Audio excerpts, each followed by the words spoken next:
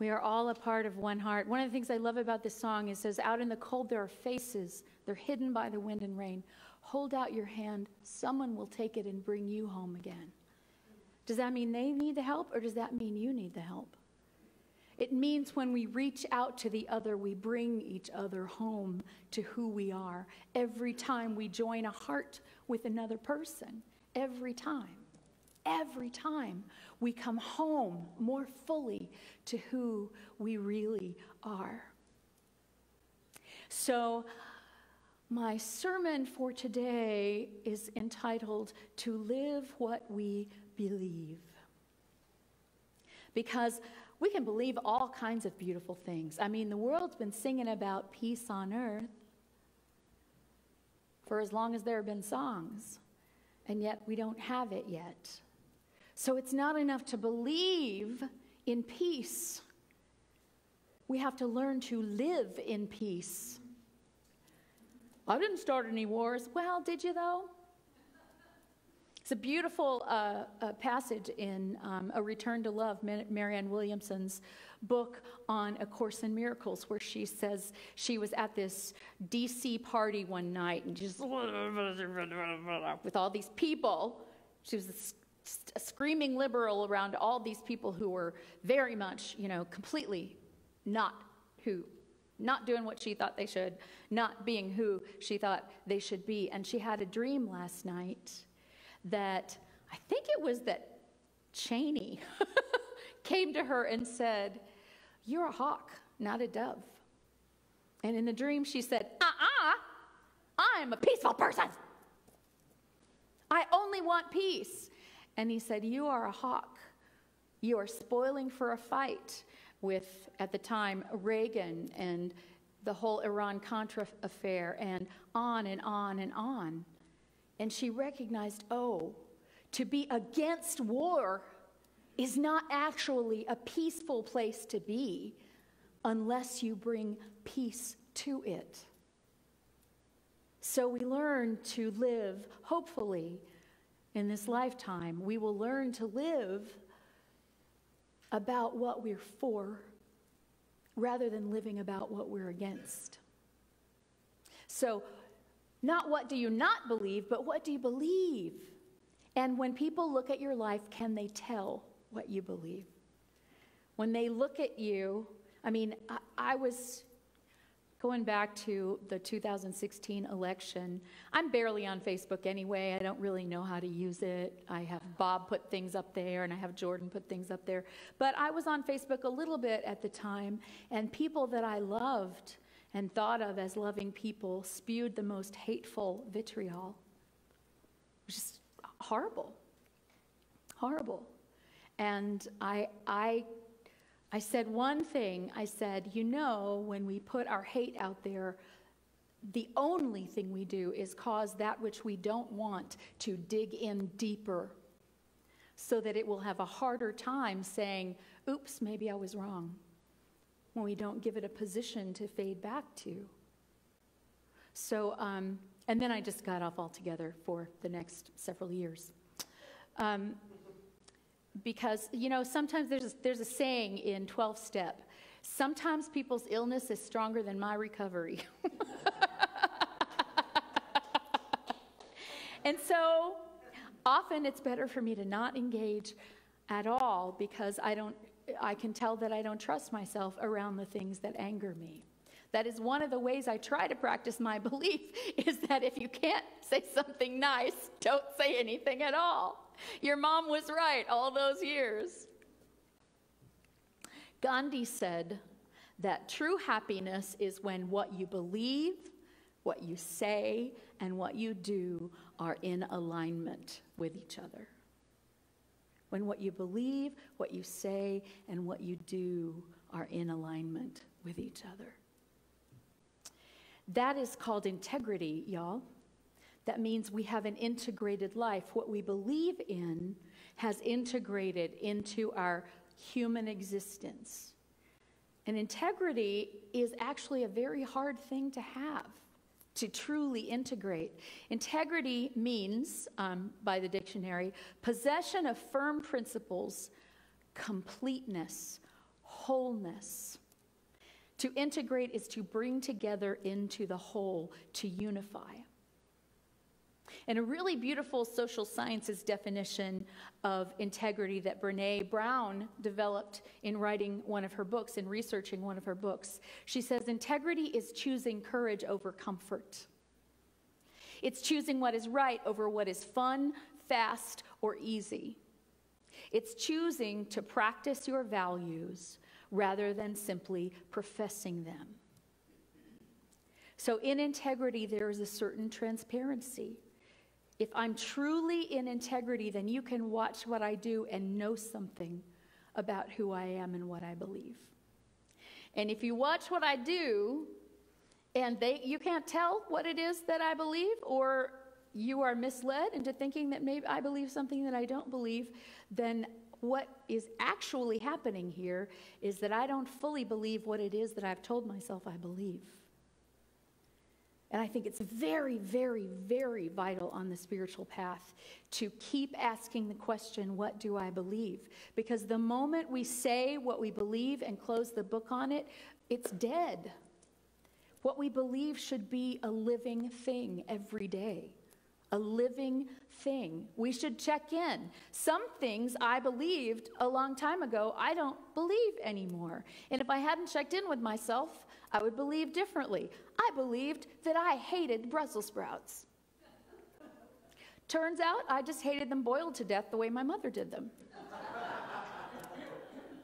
I like Brussels sprouts a lot. I like Brussels sprouts a lot. But I had to try Brussels sprouts again to know that. You know people who said, no, I tried that when I was 7. Never again. You know? There are things that I know that I don't like, and I just try them again every now and then. And sometimes it's like, yep, still don't like that. Yep, still don't. And that's okay. It's about finding what it is you do believe. It's about asking yourself the question, because only when you ask yourself the question do you have the opportunity to explore what the answer might be, rather than accepting a statement of belief that you made a long time ago that may or may not be true. And even if your belief hasn't changed, it will give you an opportunity to examine what you say and what you do in your life and check that against, oh, I say I still believe that, but I'm not acting that way much anymore. And I say this not to create guilt. The point isn't, oh, I'm not acting like I believe I'm a bad person. No, it's about how can I integrate? Because when we are integrated, again, we have true happiness. So when you're feeling this, what do they call that? Some disconnect in your life. Some what? Friction. Yeah. Some friction, some obstruction. Then that is a good time to say, whoa, where is that? If I'm not happy, what is it that I am doing or saying or believing that does not mesh with my wholeness, does not create wholeness in me? So happiness is integrity, is heaven. It's the heavenly state of consciousness. Hell is the opposite. Hell is guilt. Hell is regret. Hell is fear. Because when we're not in sync with our own selves, it causes fear. It creates tension. It creates hatred. It creates suspicion and anger. Definitely creates guilt. Guilt as a way of life. Kay has a song about that. I'm always a little bit guilty. And I think that there is something that our culture teaches us, not in words, but that we gain at a fairly young age, which says, well, I may not have done that right, but at least I have the decency to feel guilty about it. Right? Look at that brazen person doing what I did, but not even caring. I'm torturing myself. I'm a much better person. Right? So then we have to start watching what is out of alignment. What is out of alignment? The words we say. The words that and you know, thoughts come, y'all. Thoughts come. We cannot control our thoughts. I know people like to say we can control our thoughts. I don't believe we can control a thought coming up. But we can control how long we spend with that thought and what we do with it. Do we take it in and go, yeah, yeah, make it tea, feed it cookies, and spend the whole afternoon with it so that we're completely miserable in the evening or completely mean in the evening? Or do we say, okay, yeah, ooh, I choose something other. I choose something other. I have a thought of anger. I can say, where's that anger coming from? Is it sparking a fear within me? Usually it is. How dare they? How dare someone? How dare you means, how dare you not give me the respect that I don't believe that I really deserve, but I hope I do, that I'm trying to get from you. Ew. Can I say that again? This may not be true for you, but this is what I find is true for me. When I'm able to say, how dare you? Even in my own head, I think, who do I think I am? Who do I think I am? Because if I thought I was wonderful and doing just fine, it wouldn't matter when anybody else dared. So there's only that part of me that agrees with them. Eleanor Roosevelt famously said, no one can insult you without your agreement. So what part of me is agreeing with that? And then I can take that into meditation. I can take that into prayer. We forget too often to say, okay, God, I don't know where that came from, but I want it healed. Please heal me. And then if there's something to do, we can do it.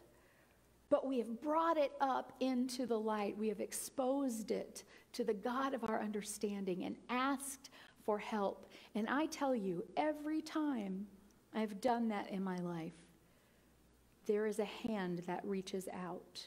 There is a word I hear. There is a service I attend. There is a person I run into that answers that call. And so, as A Course in Miracles says, everything is either love or a call for love.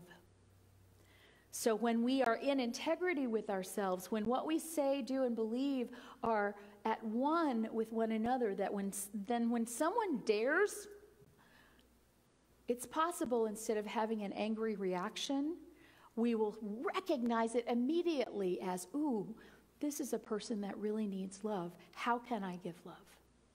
How can I be love in this situation? You know, sometimes the best way to be love is to just back off. Yep, you go. I do that in the grocery store when somebody runs into my cart. I try to do that in the car when somebody tries to cut me off in traffic. It's like, you go. Maybe you have someplace much more important to be than I do. And whether you do or not, why would I give my serenity away to you? I don't even know you. Why would I give away my peace on purpose to someone I've never met and will never meet again because of something they did that reflects how they're feeling and who they are and what their beliefs, what's not in alignment with their beliefs? Or maybe it is in alignment with their beliefs. I don't know. So sometimes it's changing the thoughts and the words and the actions, and sometimes it's questioning the belief itself. So here is a question that I encourage you all to ask this week. And it would be really good if you asked it and then spent a little bit of time in the quiet and had a journal nearby so you can answer it. I do this on occasion. And I ask, what is God to me? Who is my God? And what are my beliefs around that? And then if I find that I have beliefs around it that are very uncomfortable to me, then I need to look at that. I need to look at that. Or if I find that my beliefs about God are very open and loving, but my actions aren't, then I need to take a look at that.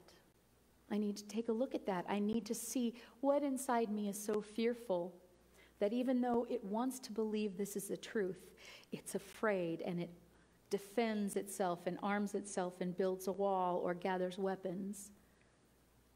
Because that's all it is, y'all. It's not about blame. It's not about guilt. It's not about you did it wrong. It's about how can I steadily throughout my life, in an up and down way, because we are human, y'all. We are so human and divine. As the Rumi poem so beautifully points out, we are so human and divine. But our humanness will always bring us into these human questions. It will always confront us with these human situations. But that higher self within us, that connection to the God of our understanding, that what I like to call unconditional love that is the creator of all, which we choose to call God, Jesus, Allah, whatever. I need to know what that is, and then I need to see what part of me doesn't really believe it, so that I can say, help me. Sometimes it's that simple. You don't have to figure it out. I have to be reminded of this on a regular basis because I always think I can figure this out. I'm supposed to figure this out. If I can't figure it out, nobody's going to figure it out for me. Well, maybe it doesn't even need to be figured out. Maybe it just needs to be exposed to the light. Maybe it just needs to be exposed to the light. So, what is God to you? What is your relationship with that God? Is it something way out there, or is it something way in here, or is it somewhere in between, or does it move back and forth? It's helpful to know that. It's helpful to know what your relationship with God is, because if you don't know what your relationship to say another person is, then you don't know what it's okay for you to ask them and what it's not. You don't know what ground you're standing on. So yeah, know what your relationship with God is, and if it's not that good, or if it feels far away, like any other relationship, perhaps you need to spend a little more time with it. That's how we build relationships. We spend time and attention and love. And we receive time and attention and love, but only when we're willing to take the time. And then a very good question, how do you find your connection with that? What is I love to have, sometimes, let's do an hour meditation, get really, really silent.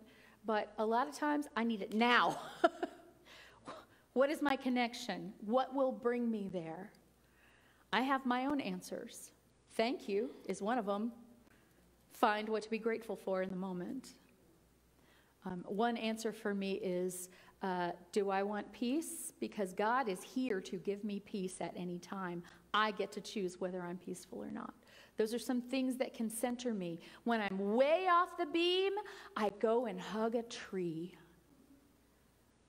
I don't know why that restores me. I've been reading a book lately that said the tree has no idea that you're there. But I don't care, because I know I'm there.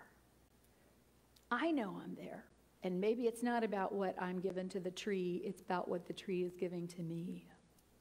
So how do you find your connection? And when you know how you find your connection, spend a little more time there. You know, so many of us say, oh, my connection is in nature. Oh, when I'm in nature, I feel it. And how often are you in nature? How often are you in front of the TV? And how often are you running? I'm indicting myself here too. Running from my air-conditioned house to my air-conditioned car. I'm much more willing to be in nature like from October through May and even June. But is it worth it? Really? Am I going to hide from a thing that gives me joy because of a little discomfort? Ew, isn't that what Brené Brown said? Choosing courage over comfort. What is right over what is fun, fast, or easy. Another question. What do I do when someone else's beliefs pop up directly in opposition to mine? What do I do? Do I argue? Do I try to change them? Do I try to teach them a better way? Well, I do, because that's my job. But something that Jesus found, even Jesus, the greatest teacher of all, with his disciples, I think he still talked, but he realized that his actual teaching, the only lasting teaching he was going to be able to leave, was through his life and the example that he set. If he had not allowed a crucifixion, there'd have been no resurrection, and we would not be talking about him. If he had stood before Pilate and defended himself, no, I don't say I'm the king of Jews. That's something those people are saying. Really, I'm just going to go on back to Galilee. Then we would never have heard of Jesus the Christ. I'm going to read something from A Return to Love. To become a miracle worker, and this is according to A Course in Miracles, means to take part in a spiritual underground that is revitalizing the world. It's participating in a revolution of the world's values at the deepest possible level, and this doesn't mean you announce it to anyone. Miracle workers learn to keep their own counsel. Something that's important to know about spiritual wisdom is that when spoken at the wrong time in the wrong place or to the wrong person, the one who speaks the wisdom sounds more like a fool than a wise one. Have you ever encountered that? Where you tried to tell somebody something and you were the one that everyone thought was an idiot? Not that that's terrible, but maybe that's not the way we're meant to teach, because people don't listen to people that they think are idiots. God's teachers will heal the world through the power of love. This teaching has very little to do with verbal communication and everything to do with a quality of human energy. To teach is to demonstrate. To teach is to demonstrate. A teacher of God is anyone who chooses to be one. They come from all over the world. They come from all religions and from no religions. They are the ones who have answered. They're the ones who have answered the call. And you can't hear the call if you don't spend a little bit of time in silence sometimes. So when you run up against opposition to your belief, when someone says, oh, you're full of it, arguing with them digs everybody a little deeper into their ditch. Finding a way to give love in that situation at least doesn't give him any place to dig. I've said this before. One of the most disarming things you can do when someone tries to argue you is say, you might be right. I'll give that some thought. No, you might be right. You're not saying you are right. You're saying you might be right. And if there's an opening, you can say, here's how I see it. But I always ask, would you like to hear how I see it? And a lot of times they're like, no. And I'm okay. The best way I can love them is to leave them alone. It took me a long time to learn that. I used to, when people said, leave me alone, I thought that meant I need to chase them down harder and back them into a corner and grab them by the lapels and make them talk to me. And I finally learned, when someone says, leave me alone, I can say, all right, I will respect that in you, and I am here. I'm not going anywhere. And that way, if they don't want to be left alone anymore, the door is open. But I have not forced myself on someone else, because that is an act of violence. I'm going to force my love on you. You're going to take this love. Be peaceful. But how often do we do that? Maybe not in public with other people, but in our own minds while we watch the news, when we go to the grocery store, when we're in our cars, when we talk to our siblings on the phone, when we go to a family reunion or a holiday. How much of that are we engaging in? If you believe in love, can you go home to your family this Thanksgiving and Christmas, and regardless of what they do, stay in the love that you know that you are? It's hard to do, but it's possible. And, probably you'll slip up a few times, but if you make, 6 out of 10 moments, you've done good. You have demonstrated love, which is the only way anyone will learn what love is. So, I have a minister friend who says the quickest way to know what your spiritual fitness is to ask yourself how you deal with frustration, a flat tire, or a delayed plane. And I went, oh. Thought I was way more spiritually fit than that. But if you can go, okay, we're going to get there someday. Okay, tires go flat sometimes. They're meant to be changed. I'll change it. Someone will help me. I'll call someone. Something will happen. I will not sit by the side of the road with a flat tire for the rest of my life. And knowing that, and allowing peace. It's like, God, I'm feeling so frustrated right now, but I don't want the frustration. Help me remember peace. Just saying that inside your own head can transform things for you. And sometimes we're dealing with what we believe versus the enculturation that we have had our whole lives. But the world says, if I don't fight back, I'm going to get run over. The world says, I need to try to change your mind. That's what all of evangelism is based upon. You're doing it wrong. I'm going to come and teach you how to do it right. I believe that that is a violence perpetrated upon people. I believe that the only, and this is me, this is my belief, but I believe that the only really humane evangelism is to go and help and not require anything in return. And then someone might say, hey, what is this thing that you're doing that allows you to be so helpful without there being a trick to it or something owed in return? Things to think about, because we are energy.